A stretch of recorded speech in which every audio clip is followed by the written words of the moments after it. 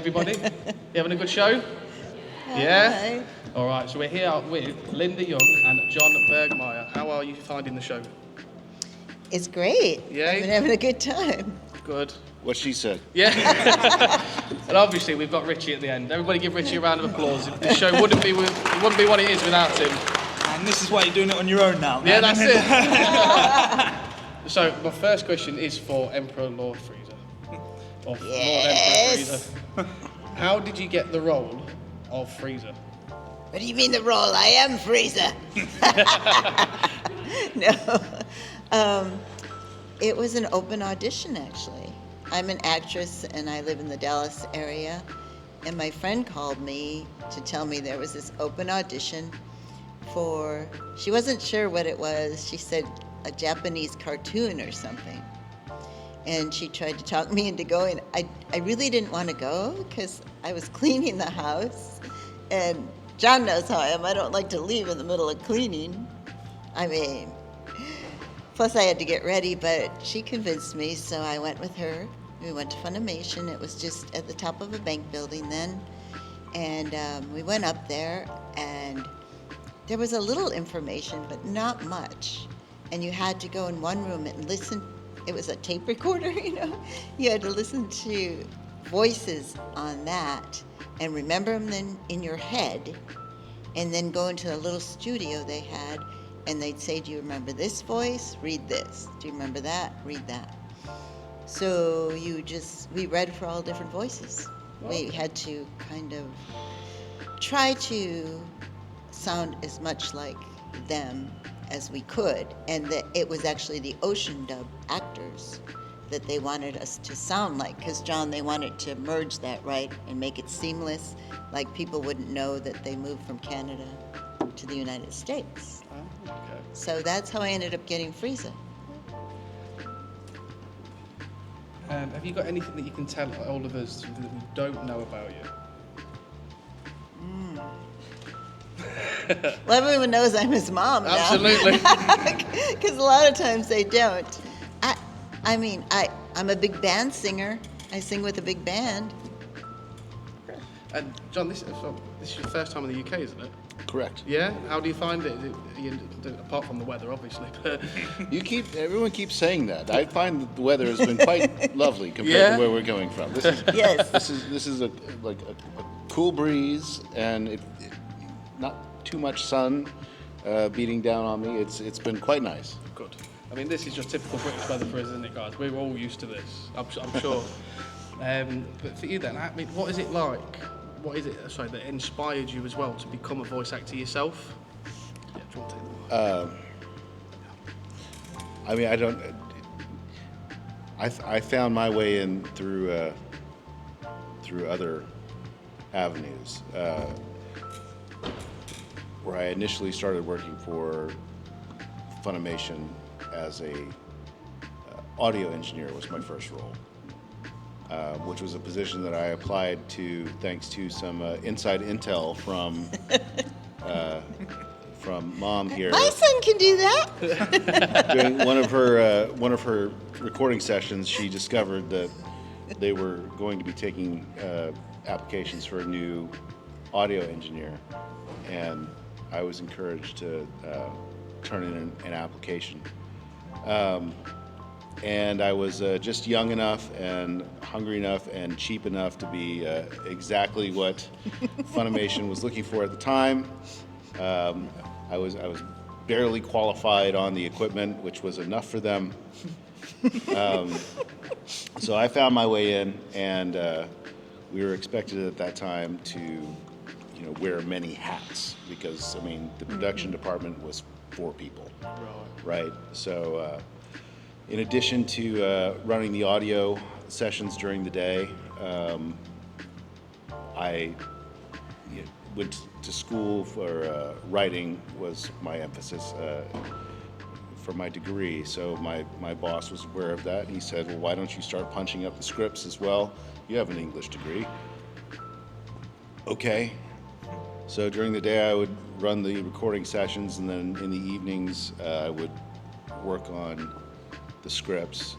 And during some of those sessions, little parts of, you know, extras or whatnot on the scene, man on street or what have you, needed to be voiced, then our boss, Barry, would gather people from around the office and say, you, Brian, the production assistant, I need a guy on the street. You, Carl, the accountant, get in there. You're a voice actor today. And so, you know, I would take my turn on some of those little things. And between all of that, and don't get me wrong, I mean, my interests were adjacent to acting over the years. So I'd like absorbed a lot, living in the house with an actor. But it all amounted to some very rapid sort of on-the-job training. And so when the time came that a more substantial role, the first one was Tien, we had just gone, there had been a big audition process for the role of Trunks in Dragon Ball Z that I participated in. So they had heard me do some things there. And then I obviously did not get that in favor of Eric Vale, who was the far superior choice. But when the role of Tien opened up, both our boss Barry and Chris Sabat, who was directing at the time, agreed, hey, well, maybe John would be good on this one. So I got to jump in there and start performing. That was my first recurring role. And things just kind of took off from there. It's not a thing that I ever set out to do. It was just a thing I found myself in the room, and it's like, well, why not? We're here. Let's go for it. And there you have it. Yeah, 25 years later, here we are. His is not the usual story. Most people, you know, have acted and been in theater and all sorts of things before they get into voice acting. So he was one of the fortunate ones that just, they pulled him into the booth. And it worked out. And it worked out. So yeah, dumb luck. That's the short version of the story. Richie's got one for you. I do have a question for John.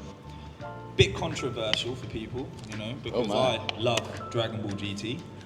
Oh. I don't care what anyone says. Right? Yeah. You can all say what you like, right? See, they don't like But please explain to everybody that the Shadow Dragon arc in Dragon Ball GT, which you voiced, Nova Shenron, is the best arc in Dragon Ball GT and one of the smartest piece of writing for a Dragon Ball arc. What he said. Thank you. No, I agree. Genius. I mean, I will say it's the best arc in Dragon Ball GT purely on the basis that it's the only one I've seen. Right. Next question. But I will agree that the whole concept of the shadow dragons and the negative energy in the dragon, that was a really smart concept. Thank you. I am amazed that it doesn't get more love. I'm amazed they don't redo it. That too. I would say they should. You know? Sort of. We'll see. Back to, yeah. I just wanted to make it clear that Dragon Ball GT is epic. I was just making that clear, that's all.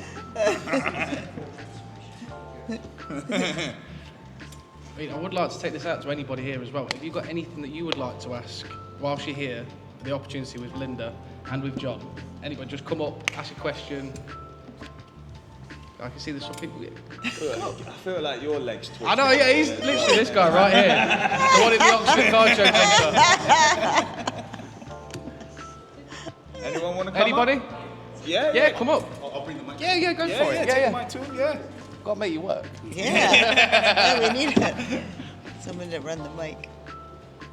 So generally, when you put characters that you get voiced, where do you kind of get inspiration from? So I know, like Linda with Beauty Publishing, he was similar to you all the time, but Frieza is quite different. So Yes. where do you get your inspiration from the characters? You want me to go first? Sure. A lot of times I don't realize it, but I do get inspiration from people I know or people I meet. Like Genkai There's a lot of things about her that are like my mom, one of my aunts, one of my good friends, all who have passed on now. But if I watch Genkai again, I realize that I am kind of almost mimicking them on certain things. So I think I end up doing that with all my characters, but don't really realize it. I mean, I don't have it as an intention, it's just in my brain, and my brain says, do the voice this way, you know. And I can take little bits from different people and use it in my characters. And also, this is something that I do and helps me so much when I'm in the booth. I picture like I am Genkai. If I'm in that booth and I'm reading Genkai, I picture myself that I am her. Same way with Frieza, any of the parts, and that helps me a lot. It just, I don't know, it just brings some inspiration being like that. You? I don't have a particular process or anything, not being a classically trained actor. I tend to come at it from more the other side of just where in my memory banks have I seen or heard something like this before, and Same way. how should this sound? How should it sound where it's going to just sound good? And I just kind of imagine how it would fit into the scene, and then just try to replicate it there. I don't start from like internally, like I must feel the feelings of the character and, and bring them out. But I try to understand like what are the feelings I'm trying to communicate, and then well, how would that sound if I did that? So, I mean, it works well for the way that we record specifically, because that's just really the only kind of recording I've done. If I tried to take it to a different format, it would probably just fail miserably. But it seems to do the job for the anime. With the voice of, I mean, you mentioned Yu Yu Hakusho with the voice of Kurama specifically. I kind of knew intuitively like where I wanted to place my voice for Kurama, and so I did the audition that way, and that was enough to do it. And Justin Cook, who was also, of course, directing at the time, he was really into it and was like trying to get like all these references for all the characters and everything. And he gave me like a library of Alec Guinness movies. And he was like, I want you to listen to Alec Guinness. I really picture Kurama like Alec Guinness. He wanted to use the Force, Luke. You know, you just really lean into that sort of like lilting, mystical tone. And so if you listen to Kurama, if you listen for Alec Guinness in there, you can probably find it. I know if I hear a really ghetto English guy's voice, then I'll think of myself. That's right. Yeah, I take pride in that. Love it. Does anybody else got any questions for Linda or John? Yeah, go for it. It's coming, I promise you. Yeah. He's on it. He's on it.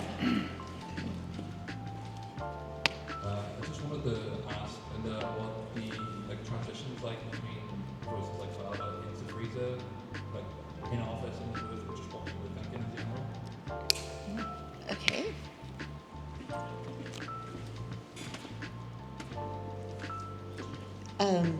I'm a singer also, so I place my voice.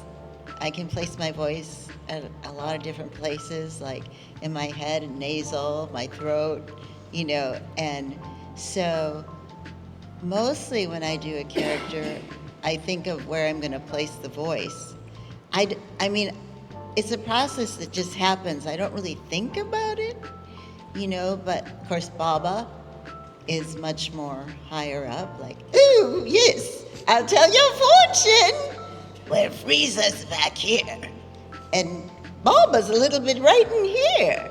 So that's kind of how I think of my transitions from voice to voice, just placing it somewhere else, and then, you know, giving it the character that goes with it. Did you want to know about John, what he does? Probably the same thing I do. We said like mother, like son. I want to hear Gregory's voice. That one is Gregory. I did Gregory back like in the early days of when we recorded it, and had pitched way up in the falsetto. I am the great Gregory. Got way up in there. We tried to whenever we did Dragon Ball Kai. Yeah. Gregory came back and we had to sort of replicate those scenes. And I got in there and I was trying to do it, and this would have been like, I don't know, whatever it was, like a decade later at that point. And I tried to replicate the scenes, and I can still make the goofy little falsetto voice, but it turns out I can't act in it. And so we got like halfway through a session, and Chris was like, yeah, this ain't working. So from that moment, they put me through a pitch filter. So if you listen to Gregory in Dragon Ball Kai, and if he shows up in Dragon Ball Super, it's just this pitch filter where it sounds like it's really squeaky high, but I'm in the booth performing Gregory like, hey, I'm Gregory. They put it on, but they put it in my ears so I can hear it in the pitch, and those are the most fun sessions I've ever had in my life, because you can do so many weird fun things where you can just make it go and just do all this crazy stuff. So I would love it if they made a Gregory spin-off series. That would be a dream come true. That's actually pretty cool. Yeah. I would agree. Yeah, that sounds fun. Right. Back to you. Yeah. Back to you. Back to me. Literally, it's past the parcel, I swear. And has anybody else got any questions? I know that, I knew that Beerus should have one. Not about me. It's the Johnny Job. Oh, you told me that already. A million times. I got to ask this question when Vic was here last time. I was a bit too shy. Is there a voice line in any of the animes that you've been in that has sort of really sort of resonated or stuck with you, kind of like as a sort of very sort of mantra, kind of like from FMA when Ed says, get off your feet, you have two legs, keep on walking. That line always sort of resonates with me when times are very tough. So has there ever been any lines kind of like that that will sort of kept you going? You could go first, John. I feel like that monkey's one keeps you What are you down. thinking? We got to think for a minute here. You want to go, John? He says no. One of your own Try me. lines. I was going to say, try One of your own ideas, yeah. And mine will be stupid money. But I don't know how. I mean, whenever I need to get through the day, I just think, try being cat. It doesn't quite work, does it? You might think of me now in the future and be like, yeah, I'll get through the day. Yeah, I'll get through the day. I don't have a specific line in that sense, but I do appreciate, of Kurama from you. I appreciate his calm demeanor in the face of struggles. He always maintains his cool and doesn't panic, doesn't rush to rash decisions. Tien, I appreciate his maximum effort attitude, where he knows he's completely outclassed in every way by all of these other characters, but he's still going to show up and he's still going to help because he can. And so he contributes in whatever way he can, and that's, I think, an admirable quality there. Man, I wish I had a single line that I could pick I don't out. have a single line either. For one thing, Genkai has so many lines, and they're inspirational, and I love her lines. I love her wisdom, and I love her sassiness. And Frieza, well. But I'll have to say something if I'm really irritated. If I say, "You stupid monkey!" It does make me feel a little better. So Makes maybe me feel that. better as well. Yeah, All right. Anybody else? Kyle? Gentleman over there, go for it. Yeah.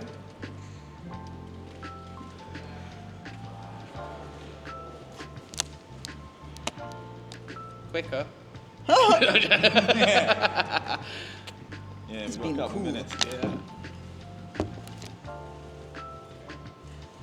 I was going to see you talking about Black Frieza. What do I think about? Will you be you coming should back be coming as back as Black Oh, will you be coming back? no. No. No, you need to though. You need to. There needs to be a freeze off. You can answer the question. No. No, I'm not, because Damon Mills, who's Frieza now, oh, we're buzzing, Yeah, that would be phones. will take over that role. Now, if they would ever ask me to come back, I would. I'm always open to that. But yeah, since he was Chris's understudy and that he did Frieza's in Super, he would be the one that would come back for when Black Frieza shows up. That's a shame. Wait, I'm just going to put it out there to everybody. Damon Mills or Linda Young. For me, Linda's the winner. Linda is OG Frieza. Do we agree? Do we agree? Thank you. Thank you. So, we need to get a petition going to get Linda back. I'm sure we can sort something out. Yeah. We can start a GoFundMe. Yeah, we'll do a GoFundMe. Right, Go it's fund happening. me. Just for the Black Frieza form, raspier, darker. Yes, yeah, for Black that- Frieza, 100%. I agree. Rather than a posh Yes, golden exactly. Frieza. Super Yeah. Saiyan 3 is my guy as well. Sorry, Linda. But is anybody else, before we wrap it up, got anything else they would like to ask? No? Yes? We have got one? I've got more of a request than Okay, go for it. it's a bit cheeky. Yeah. Can we get like one line of dialogue between Fraser and Tien? Oh, interesting. What would we? The series, it could just be Clean your room.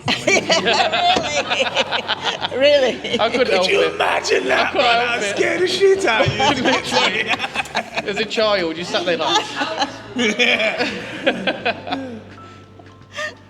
Oh you want to boy. go for it? Oh dear. There you go. Did they even speak? Resurrection F? And the ever No. spoke. Tien! Oh, Tien! You know to come when I call you! Why are you just sitting there like a stupid monkey?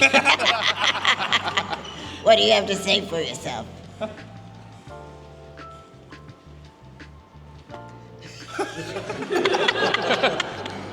I'm terrified beyond the capacity for rational thought. I have no idea. Very funny. I told you he was a stupid monkey.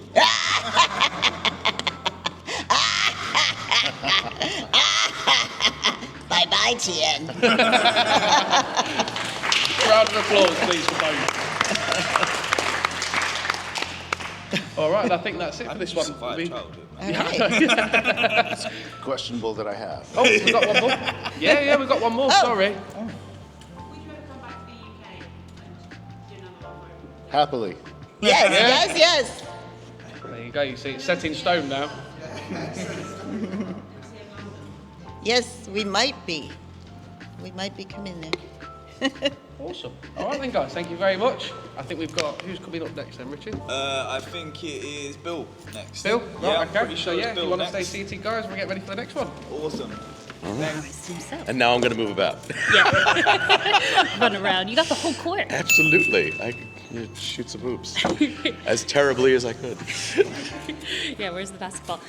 So, good afternoon, everyone. Welcome to Oxford Card Show. We are here with Bill Rogers, and Hi. I'm so excited to be able to ask you some questions because you've been with Pokemon since 2006. That's correct. And some of you guys will probably know some of the favorite kind of characters that you're here, but I'm going to start off first with, because you've voiced Brock, as Indeed. well as many Pokemon, but do they give you direction on the tone of, like, the Pokemon? Let's focus on the Pokemon characters you voice first, and then we'll move on to our friend Dr. Brock.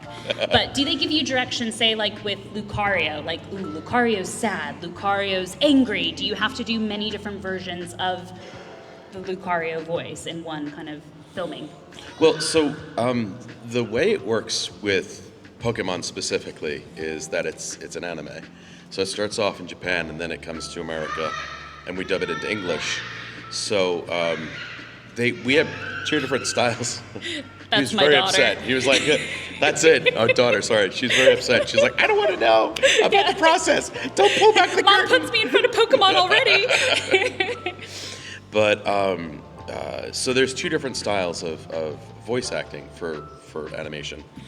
One is dubbing, which is what we do with Pokemon, and then another thing is called prelay, where we record first. So I'd also worked on the Transformers War for Cybertron series on Netflix, and with that, we went in and we recorded, and then the animators made the animation based on our performances. I've also worked on a couple different franchises like that, but Pokemon is very specifically dubbed from Japanese. So when we get it, it's already done in Japan, and then we have to basically perform an English language version of the show. Yeah. So we have to keep in the style of what's going on, but we're under the constraints of what's already animated. So when you see Brock sad, you kind of know he is, but yeah, I will absolutely. Lisa Ortiz has been our director for years, and she's very good at getting subtleties and nuances in performances. It's like Brock is very upset right now. How upset should he be is something that the director will steer us in the direction of. And it's the same with the creatures as well, because a lot of people are like, I don't understand, when you record on Pokemon, like if you're the voice of Sableye, is it just Sableye, and that's it, right? It's just you could just record that and just drop it in everything. But no, sometimes he's sad, sometimes he's happy, sometimes he's devious, and so we have a lot of different sounds for that. And so every time you hear a Pokemon reaction in the show, we've recorded every single one. It's not like they're copying and pasting. So that's great for us because we continue to work. And especially because about 2 years ago, we started up with Pokemon Horizons, the new series. And so Ash won the World Tournament. Spoilers. If you haven't seen it, it's been 2 years. Catch up, everybody. But he did one last adventure with Ash, Misty, and Brock. We had like an 11-episode run where we'd kind of just met up with old friends and then said our goodbyes. And when the new series started, I'm still the voice. I voice over 70 different creatures in the show. So they were like, well, now with Freed and Roy and Liko, and they're the Team Volt Tacklers, they've got their flying airship, and you've got Metagross and Elekid and Muck and Nosepass. Those are all Pokemon that I voice, so I'm in the show. And then it's like, oh, there's a Sudowoodo in this episode, or oh, here's another Sableye, or we had one episode where we had Galarian Weezing, and there was a whole fleet of them. There was just dozens of them. They pissed off a bunch of Galarian Weezings, and they were all attacking, so I had to do each one of those as well. Individual voice. Oh. And it's weird because, so when I took over in 2006, I'd taken over as the voice of Coughing and Wheezing, because I didn't originate the original 150. When I came in, we were in Battle Frontier. So when we were doing stuff as we were going along, they were like, okay, for the original 150, I've taken over for Kadabra and Alakazam and Coughing and Wheezing and Magnemite and Magneton. And so when Magnezone was introduced years later, they were like, hey, where do we go with this? And so that was a voice I got to create. So I got to do that, create the voice for Magnezone, whereas I was doing a sound-alike for Magnemite and Magneton. And it was the same thing with Coughing and Wheezing. It was sound-alike, but then when they were like, well, it's Galarian Wheezing, so we need to do something a little different. And it's unfortunate Mark Thompson couldn't be with us this weekend. He was going to be a guest here as well, because he's another one that does a lot of creatures in the show. And he was the voice of Farfetch'd, but then when they did Surfetch'd, he did a different thing. And so he went from like Farfetch'd to like Farfetch'd. He's got like a very crusty sound to him. And so then Lisa was like, well, We have wheezing. It's just wheezing, but it was like, what is he going to sound like when he's got a stovetop hat and looks very like a very stodgy old man, very angry. So that became wheezing. So he just became very angry all the time. Is just kind of floating around, being very upset about everything in general. And of course, they run into a nest of them, so it's just a bunch of wheezing. They're all like just really, really angry at the team. So yeah, it's always an adventure. And over the 20 years that I've worked on the show, as I said, I've voiced 70 different creatures, and sometimes it's like, oh, there's a pine cone. It's, it drops out of the tree and explodes, and that's the end of it. But then I've gone through arcs with Chimchar and Monferno and Infernape, where we've gone through the evolutionary chain of it, hundreds of episodes through that story arc, and so some of them more often than others. Yeah, excellent. Thank you. And there's a few questions I have building up on that. Sorry. But no, you're good. It's brilliant because with thinking of the wheezing example and then adapting for Galarian wheezing, what is that process like for you in the booth of exploring those voices? Is it you and Lisa working really closely together in trying out and exploring from a creative standpoint, like what it sounds like? How long did it take you to find that grumpy old man voice for Galarian wheezing? Well, we have to work pretty quickly with the projects. I go on for a couple hours each week to work on the show, so we try to get everything done that we can at that point. Sometimes I have to go on multiple times, but with that, I think we nailed it down probably within the first hour of working on it. We were like, okay, this is where he's going to go, and this is what we're going to do with it. One of the more recent ones that was a little tricky for me was Garganackle. And I just was like, I don't know what to do because I'm so many large Pokemon. And I was like, I want him to sound like slightly different. And we were looking at him and working on him, and we realized that he's just this giant salt lick Pokemon. He's just a tower of salt blocks. Because, I mean, come on, there's over 1,000 Pokemon. We're starting to run out of ideas. We have keys, now we have salt licks. We have keys, we have ice cream cones, we have gears, we have a giant salt lick. It's, bear with us. But yeah, with that, what Lisa was finally like, she's like, can you do something that's a little more, it's got to be slow, because he moves very, very slowly. And she's like, it's almost like, he's like tectonic plates just kind of slowly sliding along. I was like, ooh, that's a really good idea. So I did a thing where my jaw was kind of tight and do like and it's very slow and methodical, and it just sounds like plates sliding on other plates. So he's very slow moving, and he never does any kind of fast attack. Garganackle does quick attack. I don't know how I would do that because we've already established that he moves at a snail's pace. But yeah, it's a process, and yeah, I'm grateful to the directors that I work with as much as I am. I can't take all the credit for myself. It really is a collaborative process. There is another director that I work with, because we have multiple directors on the show, Felicia Angel, who's another voice actress. And when I did my first session with her, she was like, well, you know what you're doing. And I'm like, yeah, but let's work together. Yeah. And it's a beautiful process because she respects all the years that we've been working on things. But at the same time, everyone's she's like, well, why don't you try this? I'm like, oh, brilliant. So it's really great to work with a lot of variety of directors on numbers of projects outside of Pokemon as well. Because if you get a really good creative flow, like it really, really becomes a beautiful marriage of creativity.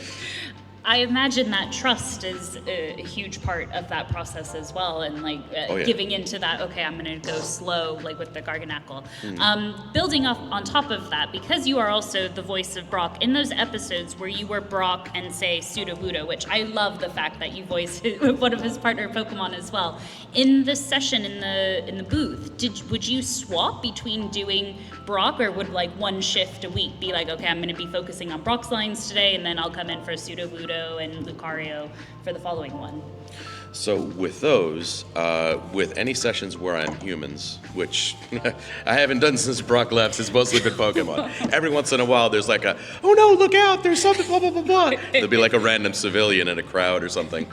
But with Brock, when we would do that, is always take care of all the Brock stuff first, because the creature stuff is a lot more grating on the voice. And I do apologize too if I sound a little froggy.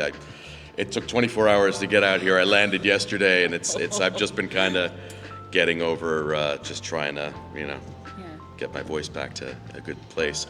But yeah, so we'd do all the Brock stuff first, and then we'd go back in and do passes of other things. So there would be a lot of times where Brock, it would be Brock and Sudowoodo and Krogunk all in the same scene. And I just take care of all the Brock stuff first, then go back in and do a pass of Sudowoodo and then do a pass of Krogunk, because Krogunk's the more challenging of because Sudowoodo is pretty easy to do, but Krogunk is a little more difficult. And so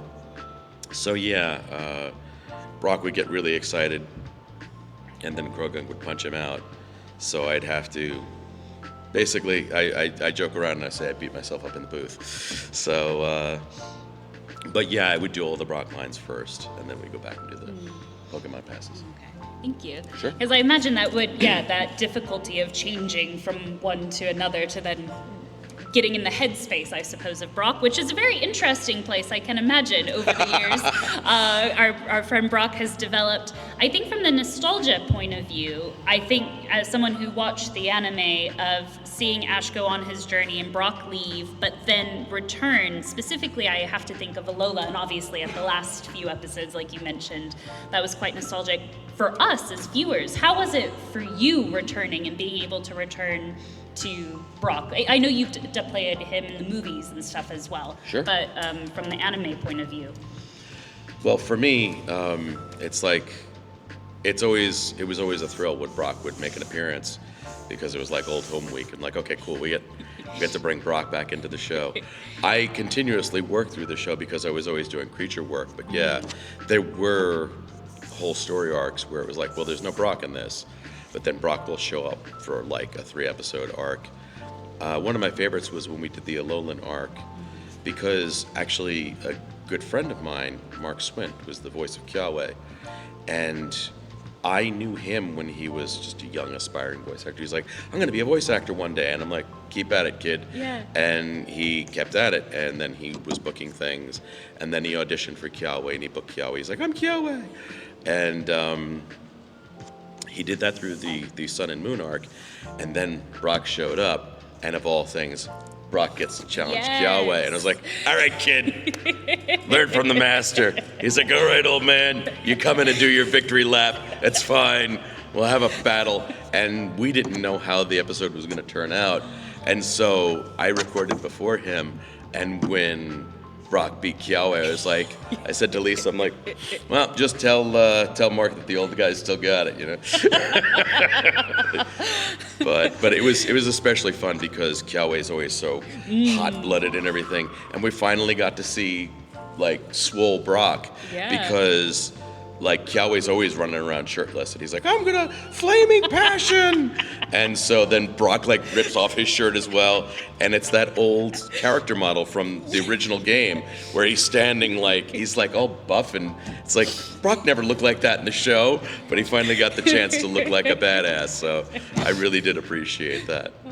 What was in the Alola water? That's what I gotta ask. I don't know what's going on. There's Alola waters. It's a swallola. I don't know. And continuing on the Brock theme, Brock has many characteristics that are endearing or sometimes can be romantic in nature, one might say. I'm trying to be polite here for Brock.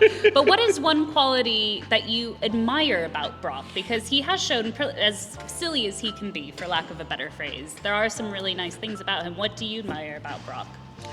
Well, honestly, with my journey with Brock, and I will take a moment to give credit where credit is due. The original voice of Brock, Eric Stewart, did a great job creating the voice of Brock.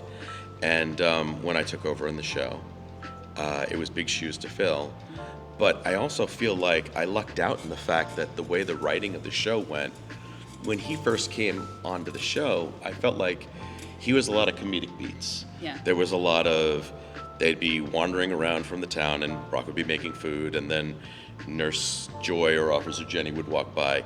Brock would freak out. Misty would carry him away by his ear. And that's the way it went for a while. And then he disappeared for a while, and they replaced him with Tracy, and that didn't go well, I guess, in Japan, because they brought him back. And then when I took over, I was like, okay, this is the character. But I feel like, especially with the Diamond and Pearl arc, they did a thing that hadn't been done before. Because Brock is either, hey, Ash, let's go on a Pokemon adventure, and then, Nurse Joy! And he gets really excited. But there was the Bishonen Brock, as I like to call him, where, like, all of a sudden there'll be flowers and pastels in the background, and then he suddenly gets very emotional. Nurse Joy, I need to go with you on a Pokemon date.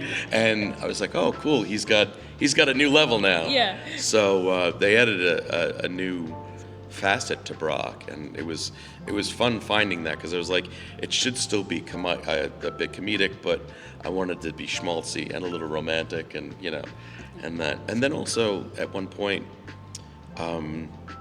with Kenny and Dawn, there was a little thing going on with the two of them, and he became like the big brother character. He's like, if you believe in your heart, follow what you're gonna do.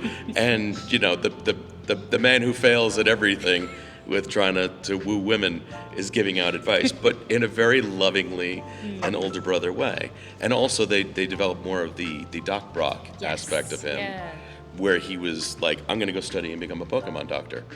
And so I appreciated that. Like, he became more academic, he became more fatherly, he just became more of a caregiver. And I was really happy, because I was like, this character is a great joke, but when you have all those years to work on him and flesh him out, there's just so much more that you can do with it. Yeah, that depth, I really agree with the doctor aspect, that giving that direction is fun, and seeing that come back in Alola. So Brock's team, we already mentioned your Sudowoodo as well as the voice of that, but apart from Brock's team, we love Brock's team, but what would Bill's Pokemon team look like? Would art mirror reality in the sense? Would you go for any of Brock's team, or are you a fan of different Pokemon than he collected? When I do play the Pokemon games, first of all, people always ask, they're like, so you're the voices in the games, and I'm like, have you played a Pokemon game? Because in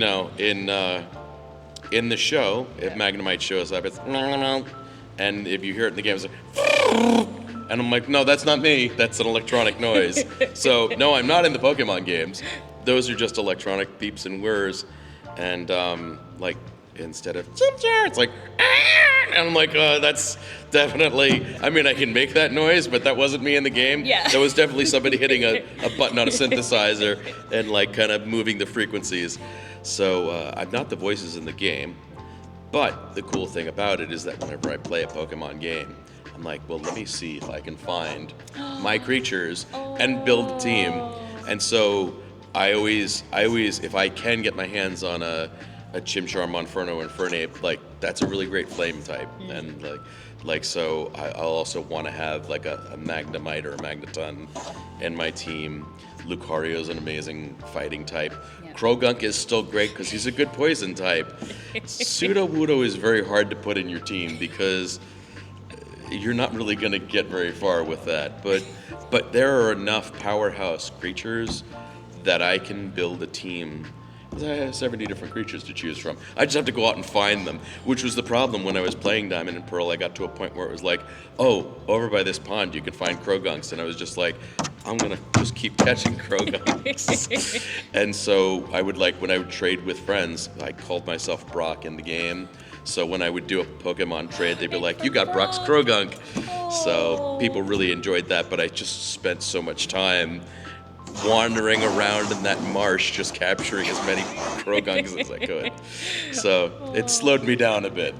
Fair. Did you get any shiny Krogunk? Would you happen to be shiny chaining at that point? Or? I am not good at finding shinies. Oh. Yeah, and I also used to play Pokemon Go for like, I played for like the first year or two until like it broke my phone. Like at one point I was just like, my phone would overheat while I was playing. I'm like, I gotta stop playing this now. But what I would also do is I would capture creatures.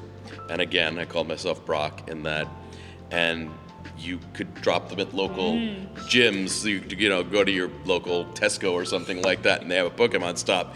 You can put a Pokemon there. So it'd be like, hey, Brock's Krogunk is at this gym. And so... Little do they know. Yeah, exactly. Like, oh, who's calling himself Brock? Yeah.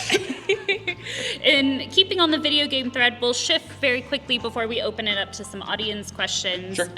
But the King of Hyrule, as a Legend of Zelda player, what a cool, like, part to have on your IMDb. What is the process because you mentioned the process of recording for Pokemon anime in the beginning. Is it different with the video game then, where they do base it off your performance? With some games, and Legend of Zelda is a series that comes out of Japan, but with some games we do have to do kind of the dubbing thing. Yeah. Like when I did Street Fighter, I was the voice of Urien, and it wasn't so much of matching lip flap. It was like if Urien's throwing an attack and he's shouting an attack, we had to make sure that it's called a waveform, is the audio file. We had to make sure that the waveform was exactly the same length, so that when you're like hitting the attack button, it's not going shorter than the attack or going longer. It's like it has to be this exact length. So it's a different style of dubbing. Instead of worrying about lip flap, it's like, does this fit in this space? But with Breath of the Wild, we were given more leeway. Nintendo was really great while they were developing the game. They were very conscious of developing like the US version separate from the Japanese version, and the fact that it's all still the same game, but giving us more leeway of how we're gonna dub and how we're gonna, you know, change the dialogue and make it fit. And it was really a labor of love, because that game took about a year to make. Like every couple months they'd be like, we have to have you back in. We've changed some lines, they've added some scenes.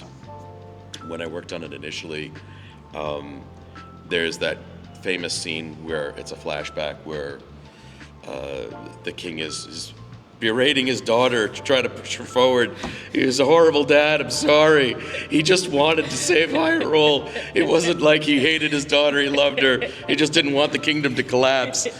But in that scene, when we first recorded, we were doing a rough pass of the dialogue, and here's this thing that looks like, it's like King Rome made it of like a block of gray clay, kind of gliding across the screen. It's like, he's gonna be here, and then he's gonna talk, and then he's gonna walk away. And then when we went in for later passes, it was further animated. So it was really beautiful watching the process come together and be more and more animated.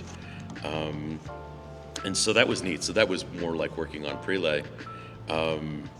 And it was really wild watching that game develop as it went along. And they were very, very, the Nintendo group wanted to get it right, because this was the first time that a Zelda game had ever been voiced, outside of, you know, Link running around going, ah, ah. So we didn't have that anymore. And so that was wild.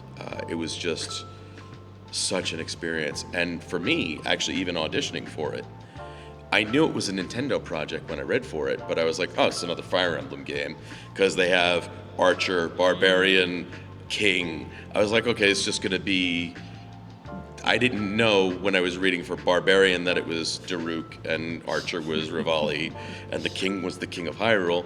I was like, this is gonna be another RPG. And nothing wrong with the Fire Emblem games. I'd love to be in a Fire Emblem game. I haven't yet, but that's what I thought it was when I first read on it. And we went through a lot of callbacks on that. A callback is when you give the initial audition and then they pare it down to like, well, we have like a dozen people out of the 500 that read on this. We're gonna have you guys all come back in this week and read on it, and then we'll pare it down again. And I think I went through like 2 or 3 callbacks on that. And at first they had me do a callback for the Barbarian, but then they were like, we also like your King. And then when they did the next callback, they were like, we're really focused on the King. We've narrowed it down to 3 people. And so we did a little bit more with it. And Jamie Mortellaro, who was the director on the game, was just very, very insightful even with the auditions, where he was like, let's try this, let's try that. So it was like working on a session when I was doing the auditions with him. And then they finally cast me. And when I went in the first day to record, Jamie's in the studio, and there's 2 Nintendo reps there. And he's No like, pressure. he's like, hey, these are our Nintendo reps. It's very, yeah, this is Bill. And I was like, hey guys, very nice to meet you. And he's like, so, just wanted to let you know what we're working on. This, you've got the role of the king. We are doing the first fully voiced Zelda game. And I was just like, oh, okay. Because I was like, okay, there's already been Fire Emblem games, but this is the first fully voiced Zelda game. And as a kid, because I'm older, I played on the NES. I played the Zelda games back in the day on the systems back then, and so it's been a part of my life as well, a part of my childhood. So I was like, this is a big deal. These are big shoes to fill. This is a big job. And so after that, they were like, cool. So we're gonna get you in the booth, and we'll get the engineers set you all up with everything. And I was like, okay. And I walked out, and Jamie walked out. He's like, are you all right, buddy? And I'm like, I just need a minute. I need to kind of absorb this. And the funniest thing about it was we did all of that, and then the very first session that we recorded for was there's a show in Los Angeles. They don't do it anymore, but before, like, COVID kind of killed it off, but E3 was a thing. The Electronics Entertainment Expo was in Los Angeles every year, and that's where they'd showcase games. And that year, they were going to show the demo, and it was when they were still developing it as a Wii U game. I think they kind of knew that they were going to also make it like the Switch, but they hadn't announced the Switch yet. But they did have the early demo on Wii U there. And so for that, when I went to E3, I was like, I gotta try this. And I waited online for like 2 hours with all the other fans.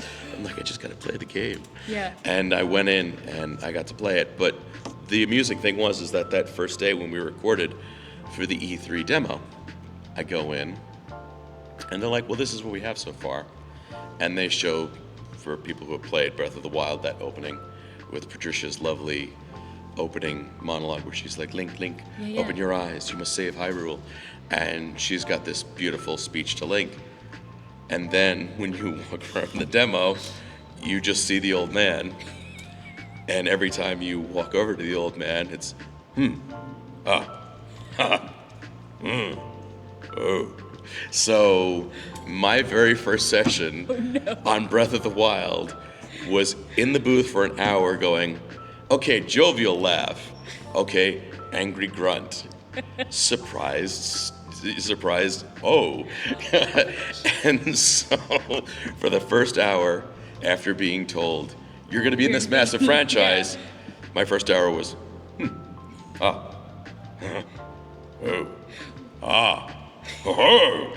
So when I went and played the demo, I was with my roommate at the time, was with me at E3, and he's a huge Zelda fan. And I'm sitting there we're at the 2 Wii U stations, and I'm like looking over to see like what his reaction is when he's meeting the old man. And it's like, well, you must get the paraglider, but you've got to go through these shrines. And I'm like, it's pretty cool, huh? And he's like, oh yeah, this is great. I'm like, he has no idea. Yeah, I was gonna say, did you sign an NDA? So he didn't know. I signed an NDA, so I couldn't say anything. He couldn't figure it out because it was all just Yeah. And of course now, because he's such a huge Zelda fan, he's pre-ordered the Switch, and the game is coming in. And when the game comes out, we're allowed to announce. Yeah. So I was like, well, I don't want to like blindside the poor bastard, because on top of everything else, he ordered from Best Buy, and they were like, sorry, you were supposed to have it to you for Friday, but you're not getting it till Monday. No. And he's like, man, I really want to play Zelda. And so that day when the game came out, I was like, I knocked on his door, and he's like, hey, what's up? I'm like, hey, I'm sorry that your Switch isn't coming until Monday. Just so you know, before you find out on the internet I'm the king. And he looks at me like I've got 5 heads. He's like, what is wrong with you? What do you mean? I'm like, no, I'm the voice of the king of Hyrule. And he's like, shut up! Get out of here! How is that possible? I'm like, because I'm very good at keeping NDA. Yeah. So you didn't know, but I didn't want you to go online and be like, You didn't say anything. Yeah. the hell? So I was like, I wanted to tell you first. So yeah, and then he finally got the game. I didn't get a Switch till like a year later, because one of the great perks of being a voice actor is that you're always broke. So it's not as glamorous as it seems. But yeah, so I watched him play the first time, and then I was like, all right, and I got my Switch. And for the longest time, it was the only game I had on the Switch. I have more now, but it took me a little while. But yeah, I was like, all right, gonna play through this. And yeah, that's that story. Yeah. Oh my gosh, amazing. Thank you so much, Bill. Absolutely. I don't know how much time we have before Mary. I didn't see if Mary popped in. I don't know. Mary's like, Mary- screw it. I'm gonna go have waffles. Yeah, I don't know. fair play. Do you guys have any questions for Bill? Yeah.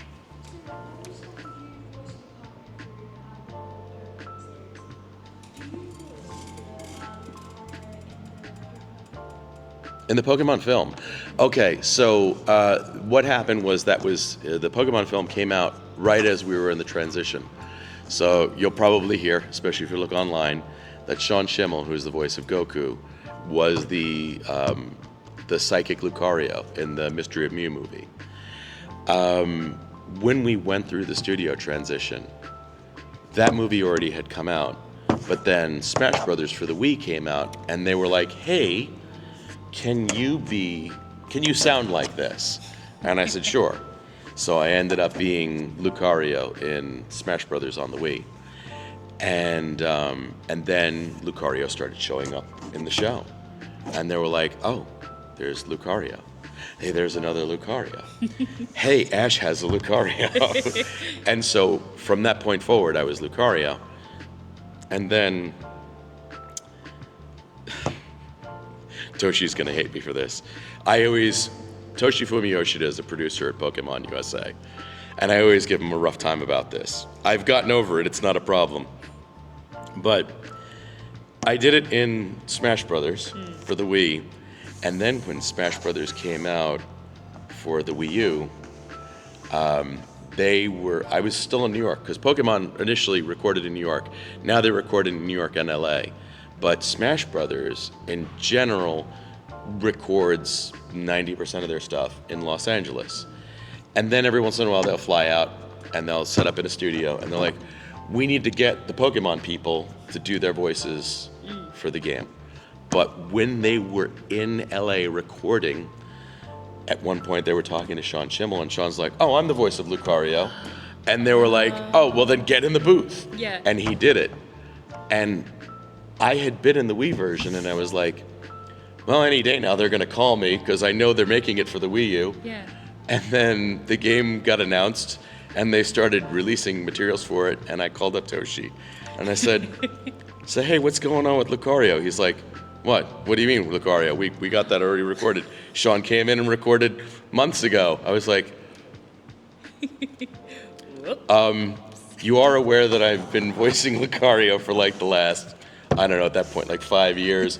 And he was like, oh, yeah, well, I mean, I know he was in the movie, and it's that Pokemon. I'm like, okay, but I was also Lucario in the Wii version, which was also that It's fine.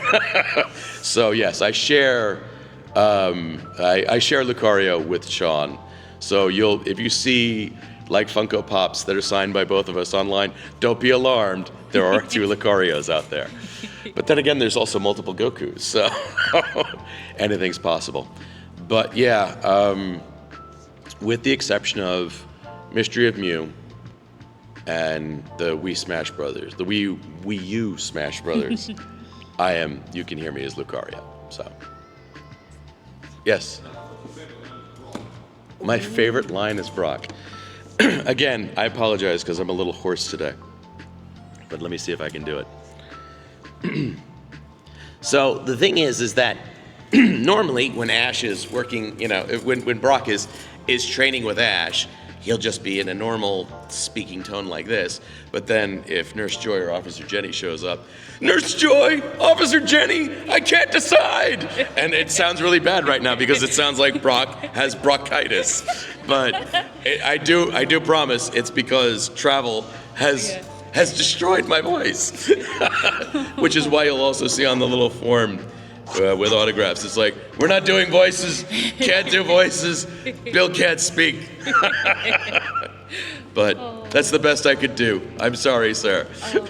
And lastly, are you Team Nurse Joy? Or Mary, don't run away. No, we're finishing.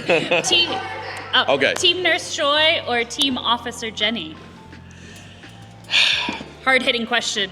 Nurse Joy, Officer Jenny, I can't decide. Hey! Hey! Oh, thank you so much, Bill. Thank you, everybody. Thank you so much. Really appreciate it. And hope the travel, I hope I can get rid of this. Well, guys, we'll go ahead and get started. We'll use the mic just in case, because then maybe Yeah. our friends outside can hear. Exactly. And we'll kick it off by going back in time to 2001 when Monsters, Inc. brought us the joy of laughter and showing that laughter was more important than screaming, which you go. we'll see if that holds out true Exactly, right? for today's panel with this rascal. But you were introduced quite young into the industry, and I think you got into Monsters, Inc. by a family connection of all sorts. It wasn't like you auditioned for a role in the same way as many would assume of getting into the Pixar family. Would you mind kind of diving into that history? Yeah, of course. Yeah, so I have to take you a little before 2001, closer to 1999. I was about 3 years old, and like you mentioned, my dad, he was a storyboard artist at Disney and Pixar for over 30 years, and when he was working on Monsters, Inc., it was in the very early stages, and all they needed was a little girl to draw. And so my dad raised his hand. I always like to say he was in the right meeting at the right time. And he was like, well, I have a 3-year-old, and he brought me in, and all I would do is play around the studio, and all the artists, there's probably about 10 of them, would gather around and just sketch me. And my mom always put my hair in pigtails, which is actually why Boo has pigtails, because all the early sketches was that. And again, those were early days in the movie, and as it progressed, and they were looking for a voice actor, typically they go for older people because they could actually be directed. But they were like, let's try it. It'll be more authentic, and let's see how she does. And like you said, I was not a trained voice actress. I was not auditioning. And so my mom thought I was just gonna freeze up. So I had to go to this whole other studio, and we walk in, and there's a big crew just for me. And apparently, in my mom's words, I walked in like I owned the place. And they're like, okay, this will be perfect. So Nice. yeah, that was my entry into that world. Voice acting.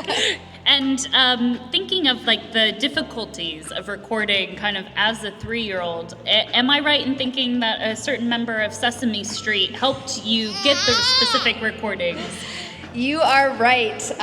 Most of it was just a lot of that. A lot of screaming. Most of it was them following me around with a microphone and just capturing whatever they could.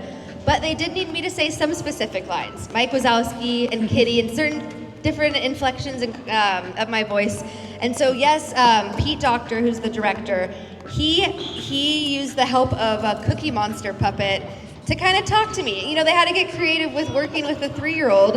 And so Cookie Monster would talk to me and say, Boo, what would you say if you lost your kitty? And then I'd say kitty in a sad way. So yes, Cookie Monster was my sidekick throughout that Useful process. So then. yes. Oh.